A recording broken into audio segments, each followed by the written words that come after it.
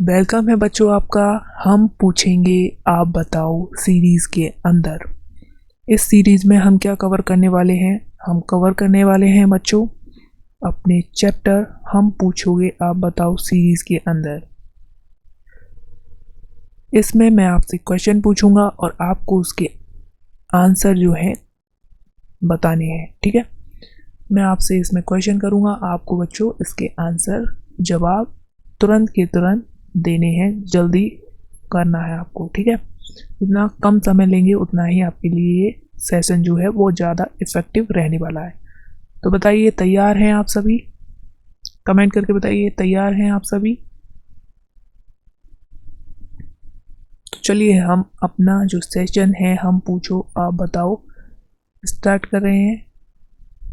तो आज मैं आपसे chapter first the living world का यहाँ पर हम पूछो आप बताओ सीरीज करने वाले हैं। तो चैप्टर का नाम है द लिविंग वर्ल्ड। तो मेरा पहला क्वेश्चन है सभी बच्चों से,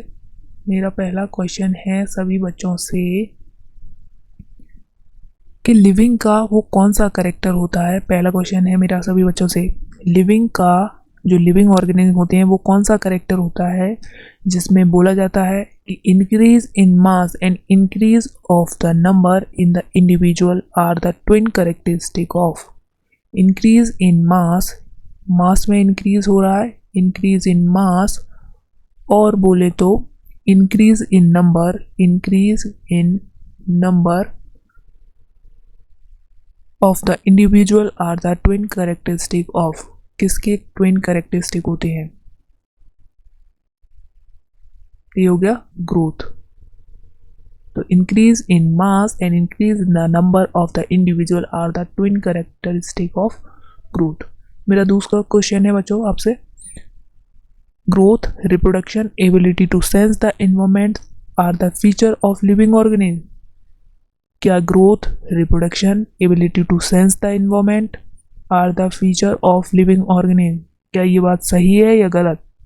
आपको बताना है ट्रू है या फिर ये है फॉल्स। ट्रू है या फिर ये है फॉल्स। तो ग्रोथ हो जाए या फिर रिप्रोडक्शन हो जाए बच्चों, या फिर ability to sense the environment, ये सारे लिविंग के फीचर्स हैं।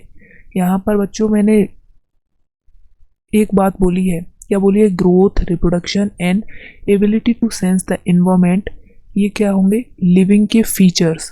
These all are the living के फीचर, लिविंग के फीचर्स होंगे। यहाँ पर अगर मैं बोल देता कि कौन से होंगे, वो defining feature of the living होंगे। डिफाइनिंग फीचर, यहाँ पर अगर मैंने आपसे पूछा होता कि ये कौन से जो होंगे वो डिफाइनिंग फीचर होंगे, तो ग्रोथ एंड रिप्रोडक्शन जो होगा डिफाइनिंग फीचर नहीं होगा। देखो बच्चों, डिफाइनिंग फीचर का बेसिकली क्या मतलब होता है? डिफाइनिंग फीचर का बच्चों मतलब होता है कि ऐसे फीचर्स जो सभी लिविंग के अंदर प्रेजेंट हो विदाउट एनी एक्सेप्शन, कोई भी एक्सेप्शन नहीं होना चाहिए, ठीक है। तो बने रहिए इस सेशन में बच्चों, बहुत इफेक्टिव होने वाला है। पूरा चैप्टर जो है इसी तरह से क्वेश्चन पूछ के मैं आपसे क्लियर करवा दूंगा, ठीक है। बने रहिए। तो यहाँ पर आपको समझ में आ गया डिफाइनिंग फीचर क्या है। वो फीचर जो सारे लिविंग में प्रेजेंट हो और कोई भी उसका एक्सेप्शन नहीं होना चाहिए। तो ग्रोथ और रिप्रोडक्शन तो डिफाइनिंग नहीं होंगे, लेकिन लिविंग के फीचर ये सब जरूर होंगे, चाहे वो ग्रोथ हो, रिप्रोडक्शन हो, ability to sense the environment हो, ठीक है। तो तीसरा क्वेश्चन मेरा आपके सामने बच्चों, who is the Darwin of 20th century? Darwin of 20th century, आपको बताना है कौन है जिसे बोलते हैं डार्विन ऑफ 20th सेंचुरी। जल्दी बताओ, जल्दी करो बच्चों, जल्दी जल्दी जल्दी। तो इसे बोलते हैं Ernst Mayr. Ernst Mayr, mayor साहब को बोलते हैं डार्विन ऑफ 20th सेंचुरी। यहीं पर आपको बताना है कि डार्विन ने जो, सॉरी डार्विन नहीं, अर्नस्ट मेयर जो है अर्नस्ट मेयर साहब ने कौन कौन से प्राइज लिए थे, कौन कौन से प्राइज जो थे इन्हें मिले थे? नाम बताओ बच्चों जल्दी से। सन भी बताना है आपको, सन भी बताना है उसकी। तो पहला प्राइज इन्हें वेल्जन प्राइज मिला था, अब मिला था 1983 में। दूसरा प्राइज इन्हें international prize for biology, international prize for biology, ये कब मिला था इन्हें? 1994 में। और तीसरा प्राइज इन्हें कैरो फोर्ड प्राइज जो था वो कब मिला था? 1999 में, 1999 में। तो अर्नस्ट मेयर को कौन से प्राइज मिले? बेल्जन प्राइज मिला, इंटरनेशनल प्राइज फॉर बायोलॉजी मिला 1994 में, और क्रैफोर्ड प्राइज जो था वो कब मिला? 1999 में। समझ में आ गया तीनों प्राइज अर्नस्ट मेयर साहब के बारे में।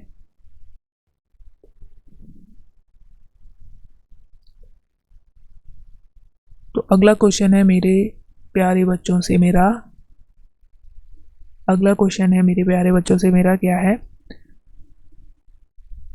Earlier man could easily perceive the difference between inanimate matter and the living organism. क्या जो पहले के व्यक्ति थे, जो पहले के मैन थे, वो लिविंग और नॉन लिविंग क्या है इनमें डिफ्रेंशिएट कर लेते थे, इजीली पहचान लेते थे कि क्या लिविंग है क्या नॉन लिविंग है? जल्दी बताओ, हाँ या ना, ट्रू बताना है या फिर फॉल्स, ट्रू या फॉल्स। क्या वो डिफरेंस करने में सक्षम थे कि लिविंग है या फिर नॉन लिविंग? तो हाँ भाई, वो डिफ्रेंशिएट कर लेते थे, लिविंग और नॉन लिविंग को डिफ्रेंशिएट कर सकते थे। नेक्स्ट मेरा क्वेश्चन है बच्चों आपसे एक क्वेश्चन,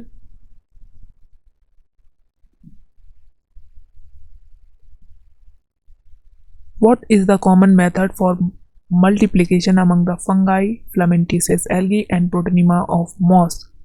आपको उस मेथड का नाम बताना है जिस मेथड से फंगाई हो गई, फ्लामेंटिसेस एल्गी हो गई या फिर प्रोटोनिमा ऑफ मॉसेस जो है वो रिप्रोड्यूस करते हैं। वो क्या करते हैं? रिप्रोड्यूस। ठीक है, ये कॉमन मेथड क्या हो जाएगा? फ्रेगमेंटेशन। फ्रेगमेंटेशन क्या हो जाएगा बच्चों? फ्रेगमेंटेशन, फ्रेगमेंटेशन हो जाएगा। ठीक है, अब तक सभी बच्चों ने जवाब सही दिया है, जल्दी बताओ कितने सही हो गए आपके। अगला मेरा सवाल है प्यारे बच्चों, अगला सवाल है, क्या कह रहा है? Reproduction can not be taken as defining characteristic of the living organism. क्यों? रिप्रोडक्शन को हम किसी का जो लिविंग है उनका डिफाइनिंग फीचर नहीं ले सकते। फीचर है लिविंग का लेकिन डिफाइनिंग फीचर जो है वो नहीं है। क्यों नहीं है ये बताना है रिप्रोडक्शन। ठीक है, क्यों नहीं है? डिफाइनिंग फीचर नहीं है तो क्यों नहीं है? क्योंकि बहुत सारे ऐसे ऑर्गेनिज्म होते हैं जो रिप्रोड्यूस जो है नहीं करते। कौन कौन नहीं करते हैं जल्दी कमेंट करके बताओ, कौन कौन से ऐसे ऑर्गेनिज्म हैं जो रिप्रोड्यूस नहीं करते? तो देखिए, स्टेराइल वर्कर भी, स्टेराइल वर्कर बीज जो है वो रिप्रोड्यूस नहीं करती। दूसरा, इनफर्टाइल, इनफर्टाइल ह्यूमन कपल्स हो जाएंगे, ह्यूमन कपल। और तीसरा क्या हो जाएगा? म्यूल। म्यूल जो है ये भी रिप्रोड्यूस नहीं करता। तो आपके एनसीईआरटी में क्या क्या दिया है? स्टेराइल वर्कर भी, infertile human couples and mule जो है रिप्रोड्यूस नहीं करते हैं। तो ये लिविंग, समझ में आए, ये सब लिविंग है, लेकिन लिविंग होने के बावजूद भी ये जो है रिप्रोडक्शन शो नहीं करते हैं, तो इसलिए हम इसे डिफाइनिंग फीचर नहीं मानेंगे। तो समझ में आया प्यारे बच्चों? जल्दी बताओ, जल्दी बोलो प्यारे बच्चों। तो मेरा अगला क्वेश्चन है बच्चों आपसे, अगला क्वेश्चन क्या कह रहा है? Unicellular organism like bacteria, unicellular algae and amoeba, इनके अंदर आपको बताना है क्या रिप्रोडक्शन ग्रोथ के सिनोनियम होता है? अमीबा, जो अमीबा है, बोलो तो अमीबा हो जाएगा आपका, बैक्टीरिया हो जाएगा, या फिर यूनिसेलुलर एल्गी, यूनिसेल्यूलर एल्गी। इसके अंदर आपको बताना है कि रिप्रोडक्शन एंड ग्रोथ दोनों बातें एक ही हैं। क्या दोनों बातें एक ही हैं? रिप्रोडक्शन एंड ग्रोथ क्या दोनों बातें एक ही हैं? ट्रू या फॉल्स? जल्दी बताओ। तो सही बात है कि रिप्रोडक्शन बोलो या फिर ग्रोथ बोलो, दोनों बातें एक ही हैं। कैसे बच्चों? देखो, मान लीजिए ये इस तरह से हमारे पास अमीबा है। ये क्या है? अमीबा, अमीबा है। अमीबा बताओ किससे डिवाइड करता है? तो ये करता है बाइनरी फिजन। क्या करता है? Binary fission.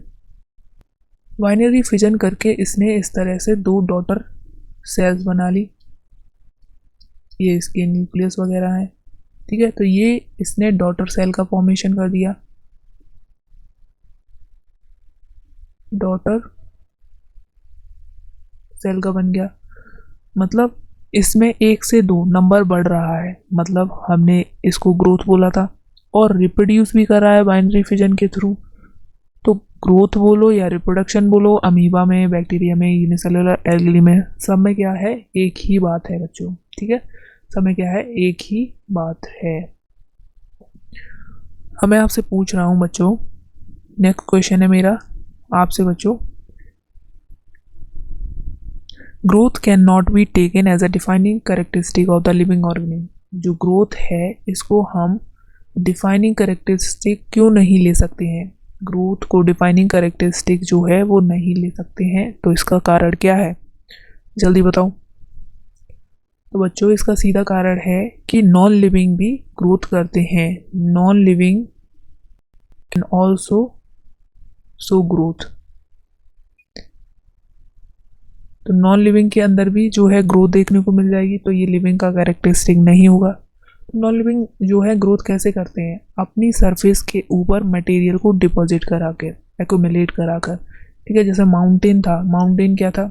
इस तरह से लेयर्स की फॉर्म में ऐसे बना है, मतलब यहाँ पर सैंड जो है वो यहाँ पर इस तरह से यहाँ पर ढेर बनता गया, ढेर बनता गया, उस तरह से एक विशाल रूप ले लिया इसने। तो मटेरियल इसका इसके ऊपर जो है वो एक्यूमुलेट हो रहा है। एक्यूमुलेट होने से क्या हुआ? इसका मास बढ़ रहा है।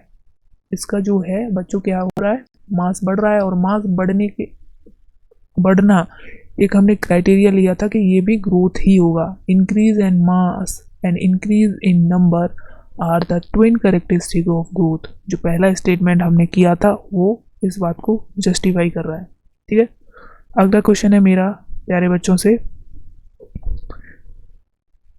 property of tissue are not present in the constituent of cell but arise as a result of interaction among the constituent cell। जो टिश्यू होते हैं, टिश्यू के अंदर खुद की कोई वो नहीं होता, मतलब क्या बोलें इसे, बोलें हम कि जो टिश्यू होते हैं उसमें पहले से ही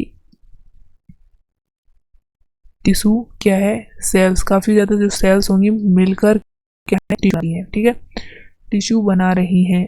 क्या इन सेल के अंदर पहले से ही कुछ ऐसा था कि वो टिश्यू जैसा काम करेंगी? ट्रू या फॉल्स? जल्दी बताओ। Property of tissue are not present in the constant of cell but arise as a result of interaction among the constant cell. True या फॉल्स? तो ये सही बात हो गई, क्योंकि सेल्स के अंदर पहले से कुछ ऐसा नहीं होता कि वो टिश्यू जैसा काम करेंगी, लेकिन मल्टीपल सेल्स जो होंगी, एक सेल, दो सेल, तीन सेल, इस तरह से काफ़ी ज़्यादा सेल्स मिलेंगी और आपस में इंटरेक्ट करेंगी, तब उनमें एक स्पेशल प्रॉपर्टी जनरेट होती है और वो प्रॉपर्टी टिश्यू का फंक्शन करने लगती है। समझ में आ गया? अगला क्वेश्चन बताओ बच्चों, अगला क्वेश्चन बताओ। The sum total of all chemical reaction occur in our body is called। जो हमारी बॉडी के अंदर जितनी भी केमिकल रिएक्शन चल रही हैं, केमिकल रिएक्शन चल रही हैं, उन सबको हम क्या बोलेंगे? उसको क्या बोला जाता है? उसको बोला जाता है बच्चों मेटाबॉलिज्म। Metabolism metabolism. आंसर देते रहिए लगातार। ये सेशन आपके लिए तभी इफेक्टिव होगा जब आप साथ के साथ जो पूछा जाए उसका आंसर दें। ठीक है, साथ के साथ उसका आंसर दें, और नहीं याद है तो उसको तुरंत अभी के अभी याद कर लें, अभी के अभी। ठीक है, तो मेरा नेक्स्ट क्वेश्चन है, what is the most obvious and technical complicated feature of all living organism? सबसे ज़्यादा कॉम्प्लिकेटेड कौन सा ऐसा फीचर है लिविंग का, उसका नाम बताना है। लिविंग का फीचर बताना है जो मोस्ट कॉम्प्लिकेटेड है। Complicated, most complicated feature of living, तो वो क्या होता है? कॉन्शियसनेस। कॉन्शियसनेस। कॉन्शियसनेस क्या हो जाएगा? लिविंग का एक ऐसा फीचर है जो मोस्ट कॉम्प्लिकेटेड है।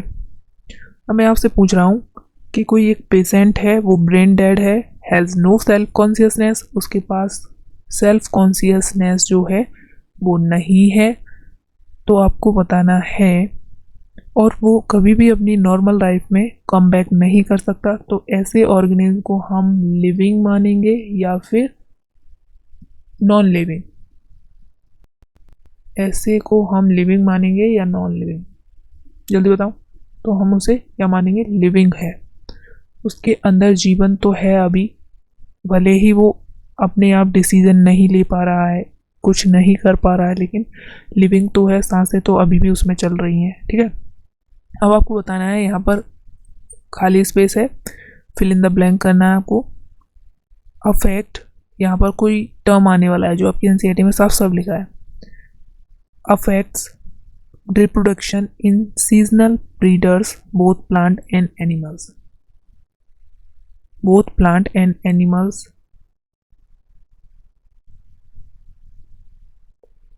तो फोटो पीरियड जो होगा वो अफेक्ट करेगा दोनों को ही, चाहे वो प्लांट हो या फिर एनिमल्स हो। ठीक है, दोनों को ही अफेक्ट करने वाला है फोटो पीरियड।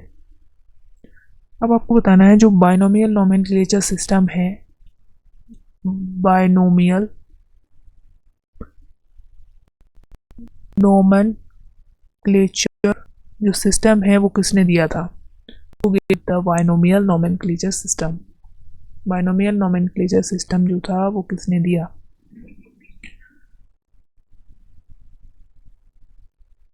तो ये थे कैरोलस लीनियस।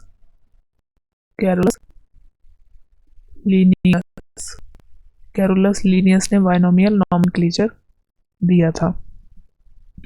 आपको बताना है बाइनोमियल जो नोमेनक्लेचर होता है इसके अंदर दो कंपोनेंट होते हैं, दोनों कंपोनेंट्स का नेम बताओ। बाइनोमियल नोमेनक्लेचर सिस्टम में किसी भी नेम के दो कंपोनेंट्स होते हैं, दोनों का नाम बताओ। पहले को क्या बोलते हैं, दूसरे को क्या बोलते हैं? जल्दी बोलो बच्चों। तो पहला होता है जेनरिक नेम और दूसरा होता है स्पेसिफिक एपिथेट। स्पेसिफिक एपिथेट, पहला होता है जेनरिक, दूसरा होता है स्पेसिफिक एपिथेट। दोनों कंपोनेंट हो गए। अब आपको बताना है कि ICBN फुल फॉर्म, ICBN ये फुल फॉर्म बतानी है। International code for botanical nomenclature. International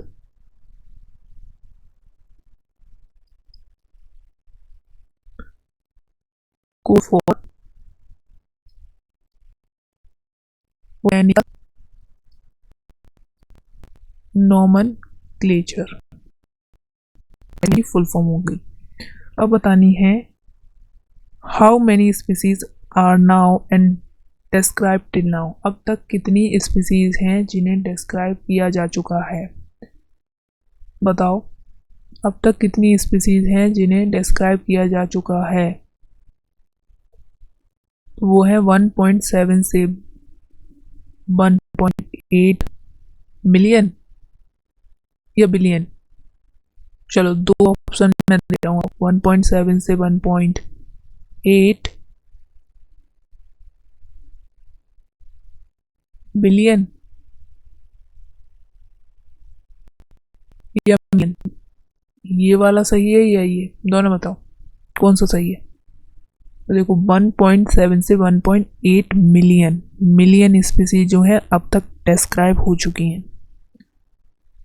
अब आपको बताना है कि number and type of organism present on the earth इसे क्या बोलते हैं? Number and type of organism on the earth इसे क्या बोलते हैं? कितने नंबर में है और कितने प्रकार के हैं ऑर्गेनिज्म इस अर्थ पर, उस चीज़ को क्या बोलते हैं बच्चों? उस चीज़ को बोलते हैं बायोडाइवर्सिटी। बायोडाइवर्सिटी कौन सी सिटी बच्चों? बायोडाइवर्सिटी। अगला सवाल है मेरा प्यारे बच्चों से, ICZN की फुल फॉर्म। ICZN की full form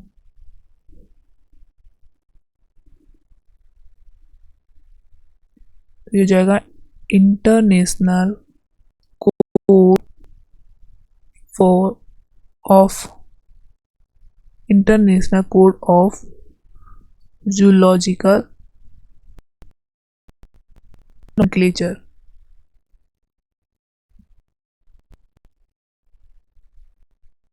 international code for zoological nomenclature. ठीक है बच्चों, तो यहाँ तक आपने सबके आंसर दिए होंगे सही। बताओ, सबको सही आंसर देने हैं, ठीक है? ये वो सिंपल सिंपल से क्वेश्चन है जो मैं आपसे पूछ रहा हूँ, लेकिन आपको सभी को कोशिश ये करनी है कि सही आंसर आना चाहिए एक बार में, ठीक है?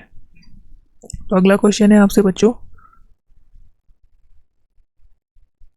जो बायोलॉजिकल नेम होता है उसमें दो कंपोनेंट होते हैं, एक जेनेरिक नेम होता है और दूसरा क्या होता है? Specific epithet. जब हम इसे हैंड से राइट करते हैं, हैंड रिटन, हैंड से इसे लिखते हैं इस नाम को, तो उसे हम सेपरेटली अंडरलाइन करते हैं या फिर कलेक्टिवली, दोनों को एक साथ, कंप्लीटली। सेपरेटली अंडरलाइन करते हैं या कंप्लीट। जब हम किसी ऑर्गेनिज्म का साइंटिफिक नेम लिखते हैं बायनोमियल नोमेनक्लेचर के अकॉर्डिंग, तो हम उसे सेपरेटली अंडरलाइन करते हैं या फिर कंप्लीटली? बताओ जल्दी। तो सेपरेटली कैसे? जैसे यहाँ पर मैं आपको बताऊँ, मैंगो का साइंटिफिक नेम बताओ जल्दी से, मैंगो का साइंटिफिक नेम बताओ। मैंगो का साइंटिफिक नेम होता है मैंजी फिरा इंडिका। मैंजी फिरा इंडिका। तो यहाँ आपको सेपरेटली अंडरलाइन करना होता है बच्चों, सेपरेटली दोनों को, जेनरिक नेम को और स्पेसिफिक एपिथेट दोनों को सेपरेटली अंडरलाइन करना होता है।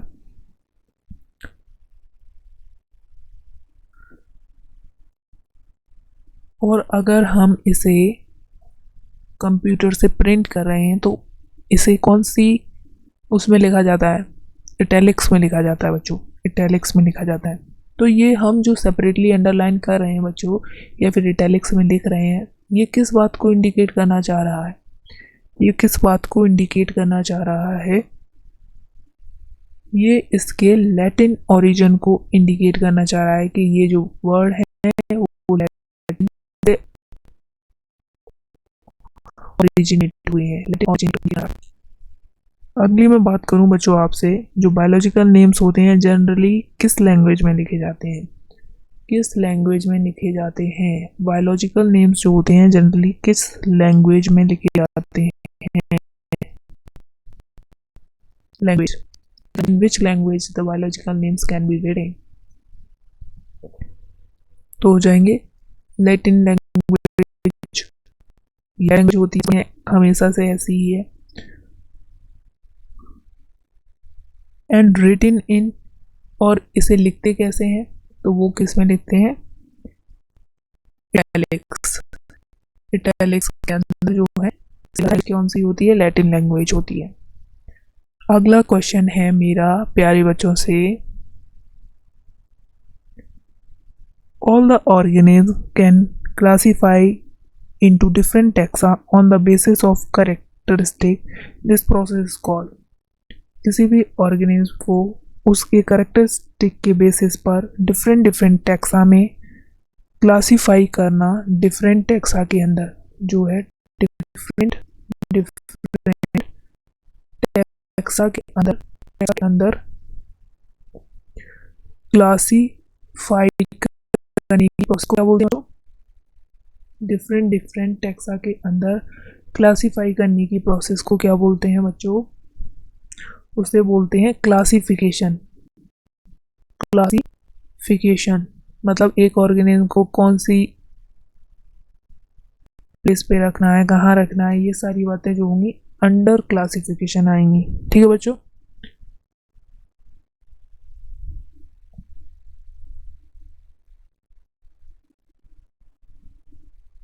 तो बताओ बच्चों, इसके पॉइंट्स जो हैं दोबारा बोल दूं क्या, अब तक जो पॉइंट कवर किए हैं उसे दोबारा बोल दें क्या।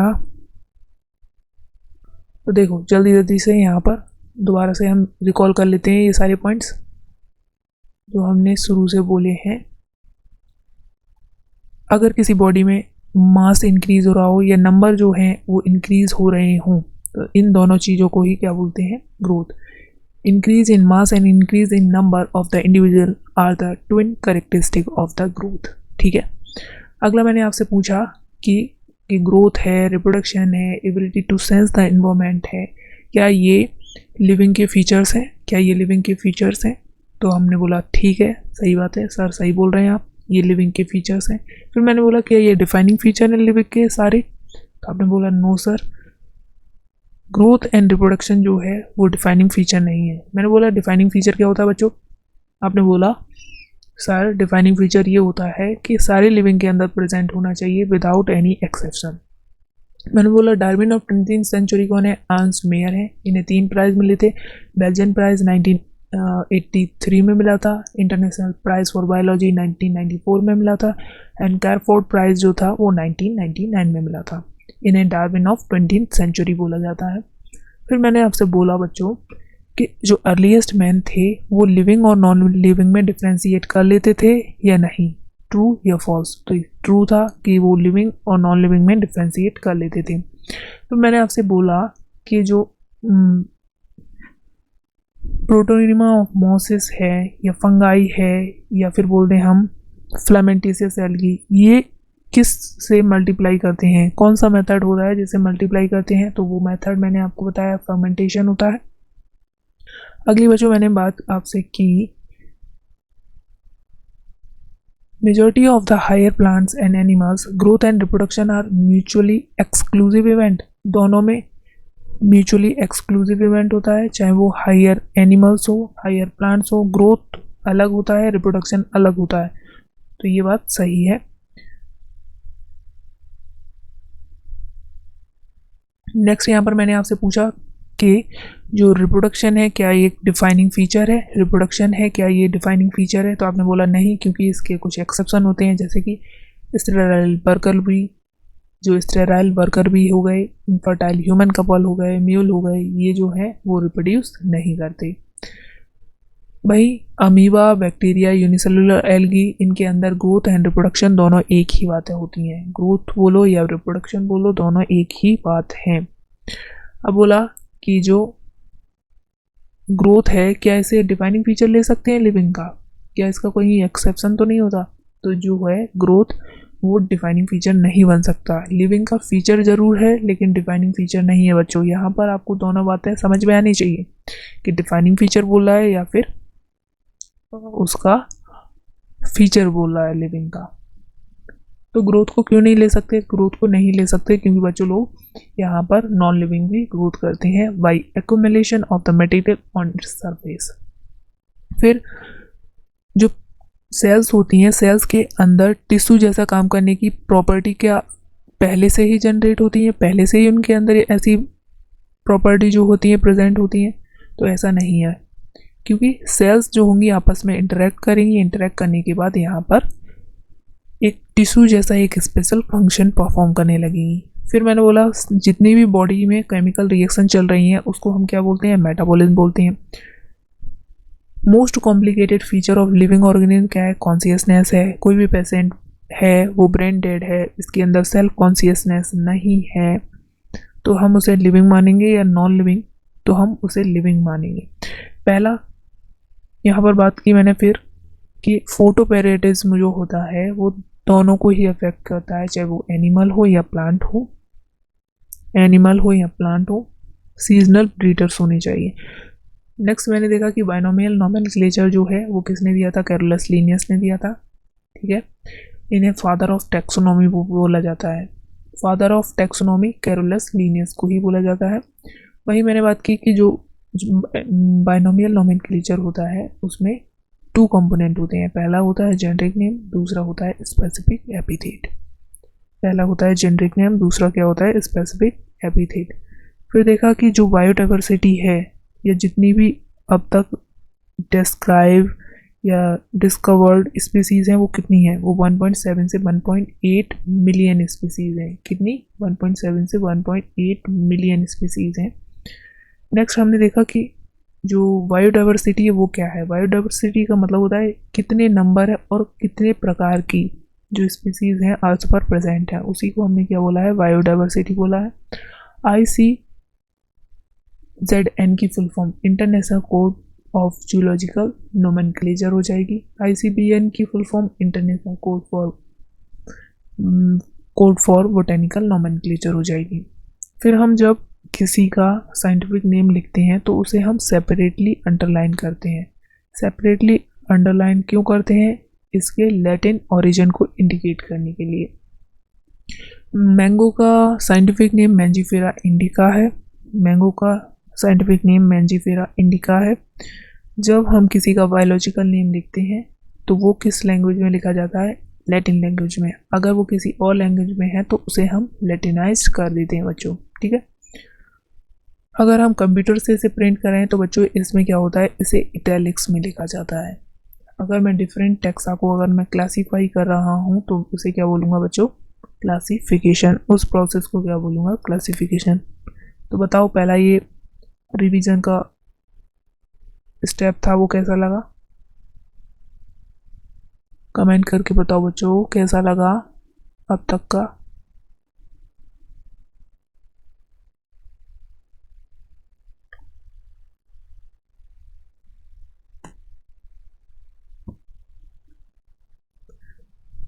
अगला क्वेश्चन है मेरा प्यारे बच्चों से। तो अगला क्वेश्चन क्या कह रहा है बच्चों?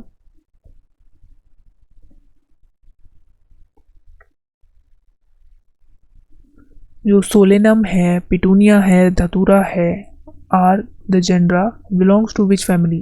जो सोलेनम है, पिटूनिया है, धतूरा है, वो कौन से फैमिली से बिलोंग कर रहे हैं? कौन सी फैमिली से बिलोंग कर रहे हैं? जल्दी बताओ बच्चों। जो जेनरा बोले तो सोलेनम,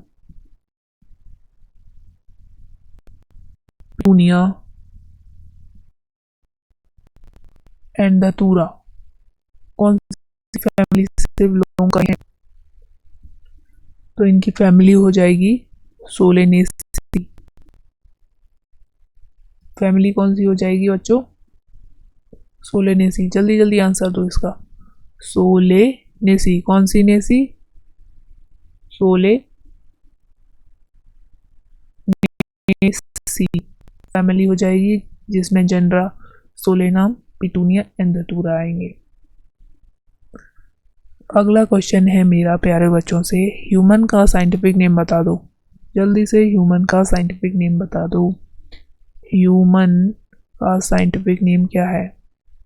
तो होमो सेपियंस, होमो सेपियंस, होमो सेपियंस। पूरा चैप्टर है, ऐसे ही हम कवर कर लेंगे, ठीक है। बस आप आंसर देते रहिए बच्चों और अपना हौसला बढ़ाते रहिए, ठीक है। आंसर देते रहिए, अपना हौसला बढ़ाते रहिए, आपको सब आता है, बस प्रैक्टिस ज़रूरी है आपके लिए, ठीक है।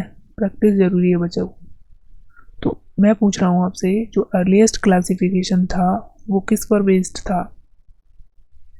अर्लीस्ट क्लासिफिकेशन जो था वो किस पर बेस्ड था? अर्लीस्ट क्लासिफिकेशन जो था किस पर बेस्ड था? अर्लीस्ट किस पर बेस्ड था? तो use and economic importance, use and economic importance पर। नेक्स्ट क्वेश्चन है मेरा, टैक्सोनॉमी के बेसिस क्या है? What is the basis of taxonomy? Taxonomy के बेसिस क्या है?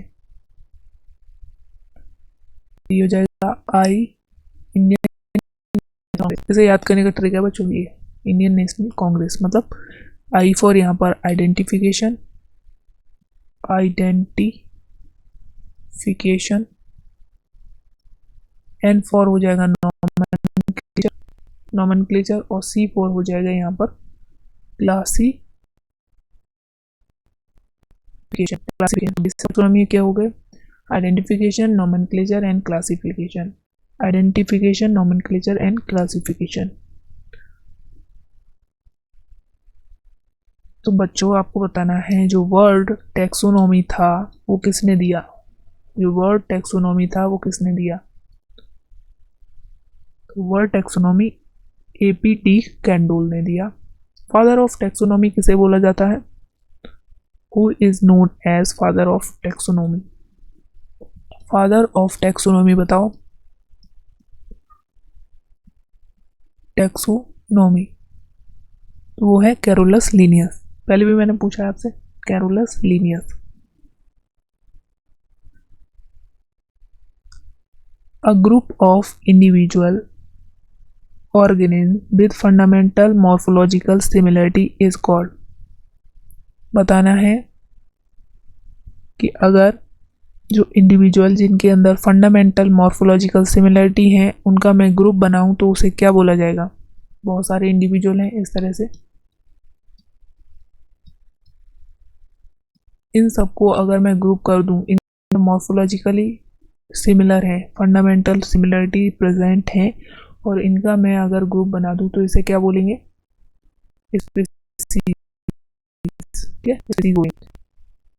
नेक्स्ट आपको बताना है, फिशेस, एम्फीबियन, रेप्टाइल, बर्ड और मैमल्स ये सब मिलकर कौन सा हायर कैटेगरी को फॉर्म करते हैं? फिशेस हो गई, एम्फीबियन हो गई, रेप्टाइल हो गई, बर्ड हो गई, मैमल हो गई, ये सब कौन सी हायर कैटेगरी के अंदर इंक्लूड होते हैं? इन सबको कौन सी हायर कैटेगरी के अंदर इंक्लूड किया जाता है? तो वो हो जाएगा फाइलम।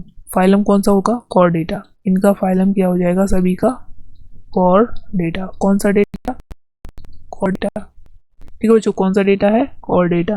फाइलम, फाइलम कॉर्डेटा के अंदर जो फिशेस हैं, एम्फीबियन है, रेप्टाइल है, बर्ड है, मैमल है, ये सारे जो हैं वो इसमें आने वाले हैं। अब बच्चों आपको एक सीक्वेंस फिल करके बताना है, आपको एक सीक्वेंस फिल करके बताना है। स्पीसीज, स्पीसीज से जीनस, जीनस के बाद क्या आता है ये बताओ। स्पीसीज से जीनस आएगा, जीनस के बाद क्या आएगा ये बताना है आपको।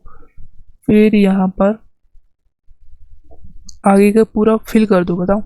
स्पीसीज के बाद होता है जीनस, जीनस के बाद क्या आता है?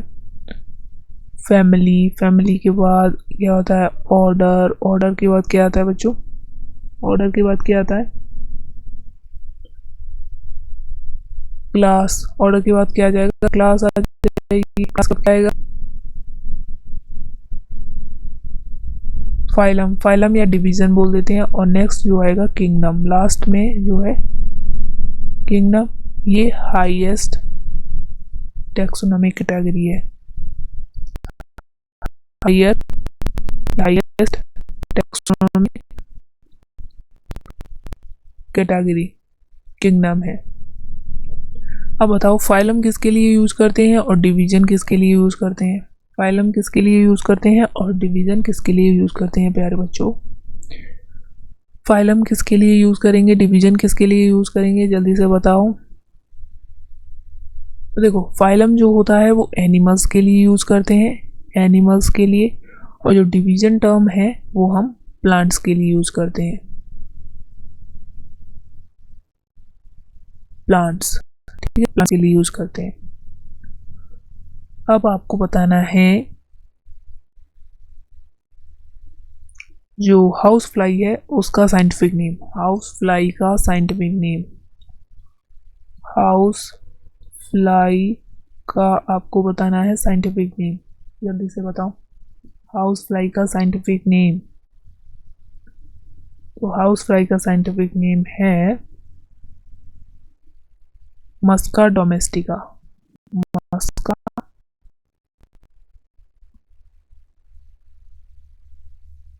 डोमेस्टिका, मेस्टिका, मस्का डोमेस्टिका। वीट का साइंटिफिक नेम बता दो, साथ ही साथ वीट का साइंटिफिक नेम बताओ, वीट का साइंटिफिक नेम, ट्रिजगा ट्रिटिकम एस्टिवम, ट्रिटिकम एस्टिवम जो होगा वीट का साइंटिफिक नेम हो जाएगा।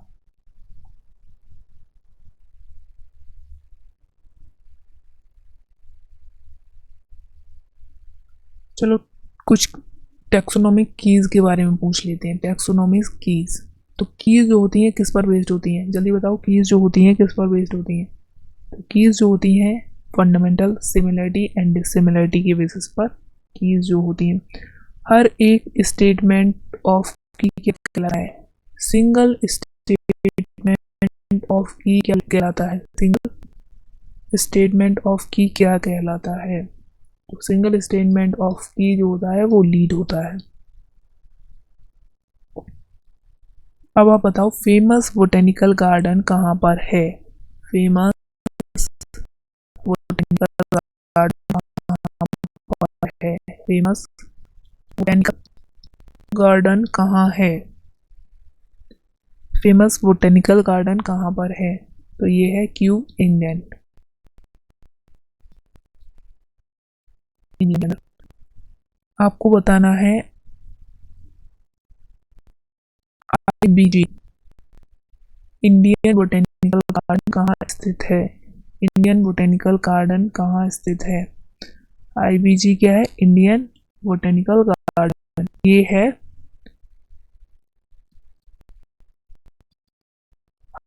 हावड़ा, इंडिया, इंडिया के अंदर प्रेजेंट है। दूसरी बात नेशनल बोटेनिकल गार्डन जो है वो कहाँ है, वो है लखनऊ, ये भी इंडिया, लखनऊ इंडिया।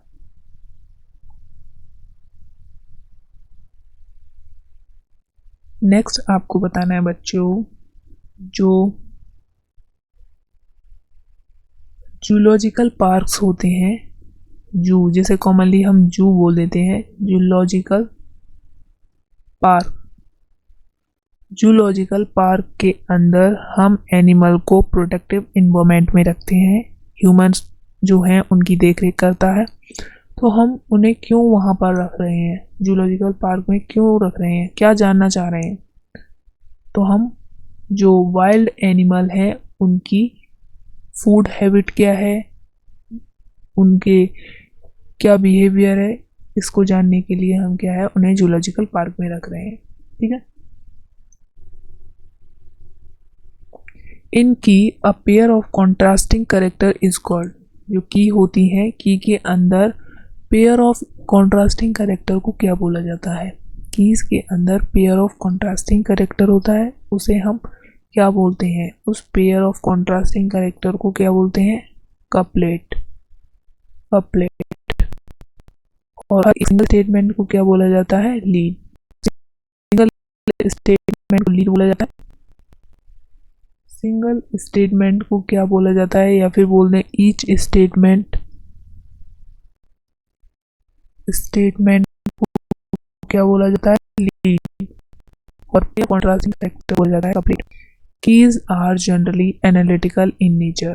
कीज जो होती हैं जनरली एनालिटिकल इन नेचर होती हैं। अब बताओ, मुझे किसी वन टैक्सॉन के बारे में इंफॉर्मेशन मिल रही है, इंफॉर्मेशन मिल रही है एनी वन टैक्सॉन, तो इससे हम क्या बोलते हैं? ऐसी हमें टैक्सोनॉमिक एड का नाम बताओ जिसे किसी वन टैक्सॉन के बारे में इंफॉर्मेशन मिल रही है, तो हम उसे बोलते हैं मोनोग्राफ। उसे क्या बोलते हैं? मोनोग्राफ। मोनो का मतलब है क्या? सिंगल, मतलब एनी वन टैक्सॉन, ऐसे याद रख सकते हो बच्चों। अब मुझे आपको बताना है बच्चों, आपको बताना है जो मैनुअल होता है इसमें किसके बारे में इंफॉर्मेशन दे रखी होती है? मैनुअल के अंदर किसके बारे में इंफॉर्मेशन दे रखी होती है? तो यहाँ पर क्या दे रखा होगा? Name of species. Name of जो स्पीसीज है वो होगा, नेम ऑफ स्पीसीज जो होगा। अब मुझे बताओ फ्लोरा में क्या क्या इंफॉर्मेशन गिवन होगी? तो actual account of habitat, actual account of habitat, distribution of plant in a given area. किसी गिवन एरिया में एक्चुअल अकाउंट ऑफ हैबिटेट क्या है उसका, या फिर डिस्ट्रीब्यूशन क्या है, ये सब जो है हम फ्लोरा में कवर करेंगे। मैनुअल हो गया, मोनोग्राफ हो गया, फ्लोरा हो गया।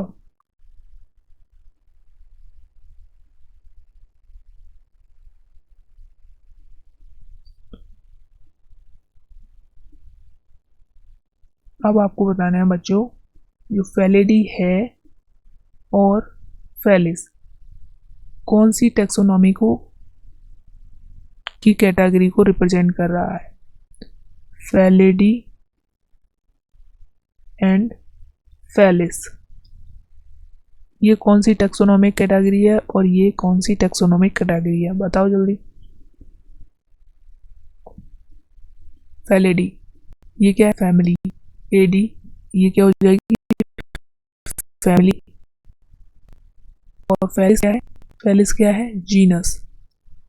फेलिस जो है वो जीनस को रिप्रेजेंट कर रहा है और फेलिडी जो है वो फैमिली को रिप्रेजेंट कर रही है। चलो, पोटैटो जो है, पोटैटो इसका साइंटिफिक नेम बताओ। पोटैटो का साइंटिफिक नेम बता दो लिख के बच्चों।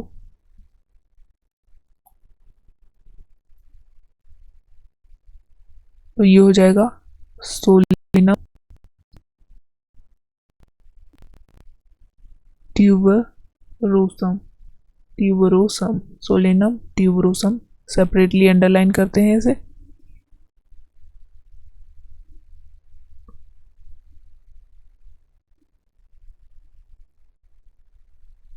तो बताओ अब तक के यहाँ तक पॉइंट बोल लें, दोबारा से एक बार देख लें।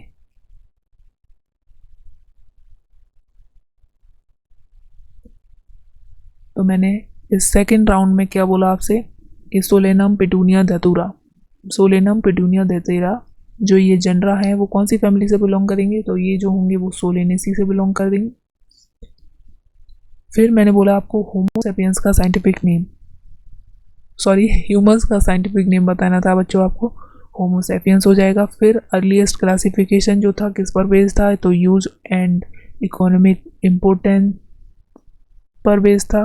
नेक्स्ट मैंने बोला आपसे बेसिक ऑफ या बेसिस ऑफ जो है वो टैक्सोनॉमी क्या है, तो वो है आइडेंटिफिकेशन, नोमेनक्लेचर, क्लासिफिकेशन। नेक्स्ट बोला मैंने आपसे जो टैक्सोनॉमी वर्ड था वो किसने दिया, टैक्सोनॉमी वर्ड था वो एपिडिक कैंडोल ने दिया। फादर ऑफ टैक्सोनॉमी किसे बोला जाता है, कैरोलस लिनियस को बोला जाता है। अगर मैं ग्रुप कर दूं कुछ ऐसे इंडिविजुअल्स को जिनके अंदर फंडामेंटल सिमिलरिटीज़ हैं तो उसे मैं क्या बोलूँगा, स्पीसीज बोलूँगा। नेक्स्ट मैंने बोला फिश एम्फीबियन हो जाएंगी, बर्ड हो जाएगी, रेप्टाइल हो जाएंगे, मैमल्स हो जाएंगे, इन सबको कौन सी हायर कैटेगरी में एक साथ रखा गया है, तो वो हो जाएगा फाइलम। फाइलम कौन सा है, कॉर्डेटा। फाइलम कॉर्डेटा के अंदर fishes, amphibian, reptile, bird and mammals को रखा गया है। वही टेक्सोनोमिक हायरार्की को पूरा करता हुआ एक मैंने इस तरह से फ्लो चार्ट बताया आपको। पूछा ये स्पीसीज, इसकी स्पीसीज के बाद आएगा जीनस, जीनस के बाद फैमिली, फैमिली के बाद ऑर्डर, ऑर्डर के बाद आ जाएगा क्लास, क्लास के बाद फाइलम या डिवीजन, उसके बाद हम किंगडम। किंगडम जो है वो हाईएस्ट टेक्सोनोमिक ऐड है। जैसे जैसे हम स्पीसीज से किंगडम की तरफ बढ़ेंगे तो क्या होगा, नंबर ऑफ कॉमन कैरेक्टर्स जो होंगे वो डिक्रीज होंगे। नंबर ऑफ कॉमन कैरेक्टर्स जो होंगे डिक्रीज होंगे बच्चों। फिर जो बर्ड फाइलम है वो एनिमल्स के लिए यूज़ करते हैं, डिवीजन जो है वो प्लांट्स के लिए यूज़ करते हैं। हाउस फ्लाई का साइंटिफिक नेम मस्का डोमेस्टिका होता है। वीट का साइंटिफिक नेम जो है रोटेटिकम एस्टिवम होता है। नेक्स्ट हमने टेक्सोनोमिक एड्स के अंदर सबसे पहले की को देखा, तो की क्या होती है, की जो होती हैं based on similarity and dissimilarity पर बेस्ड होती हैं।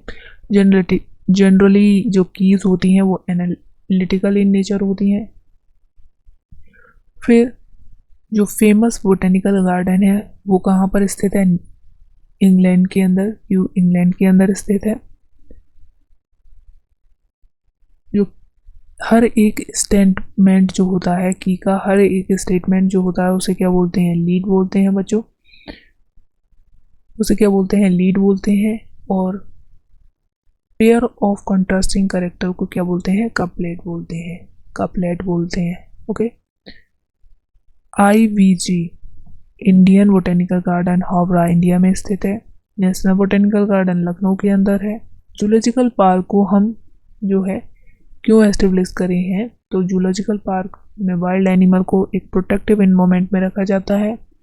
किसके लिए रखा जाता है, उनकी फूड हैबिट्स को और उनके बिहेवियर को जानने के लिए।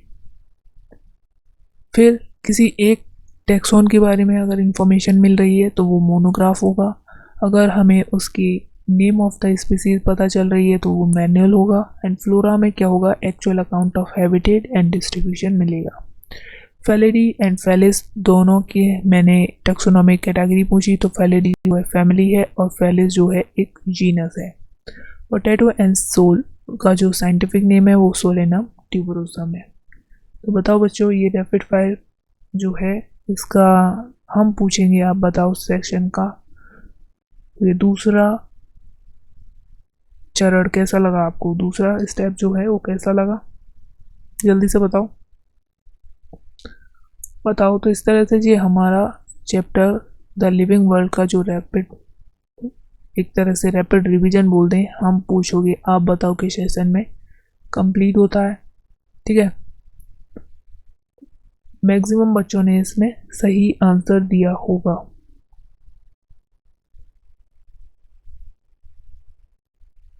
चलो एक आध बातें और पूछ लेते हैं। ठीक है बच्चों, एक आध बातें और पूछ लेते हैं प्यारे बच्चों से। तो मेरे प्यारे बच्चों, आपको बताना है जो वीट होता है, वीट, इसकी फैमिली बताओ। वीट की क्या फैमिली है, फैमिली नाम, वीट की फैमिली का नाम बताओ। वीट की फैमिली हो जाएगी पोएसी, पोएसी। वीट की फैमिली का नाम है पोएसी। और इसका ऑर्डर बता दो। वीट की फैमिली है पोएसी, ऑर्डर बता दो, ऑर्डर का नाम। तो ऑर्डर हो जाएगा पोएल्स। ये मोनोकॉर्डिलिनी है या डाइकॉर्डिलिनी है, जल्दी बताओ। मोनो है या फिर डाई है, मोनो या डाई है, तो ये मोनोकॉर्डिलिनी है।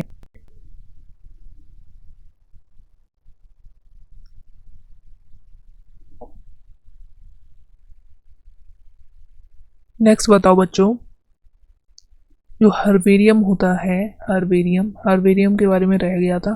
तो हर्बेरियम जो होता है, इसमें हम क्या प्लांट और एनिमल्स दोनों को रखते हैं। प्लांट या एनिमल्स दोनों के फोटोग्राफ्स देखने को मिलते हैं।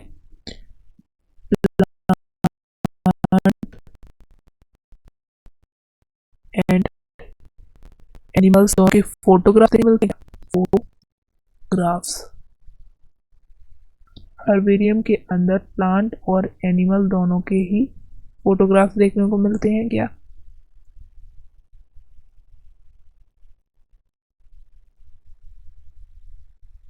तो यहाँ पर प्लांट के हर्बेरियम के अंदर क्या है, प्लांट को ड्राई करके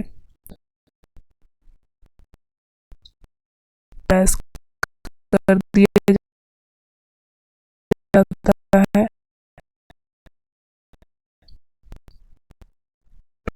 प्रेस्ड एंड प्रिजर्व एग्जाम में आपको ध्यान रखना है। ठीक है प्यारे बच्चों।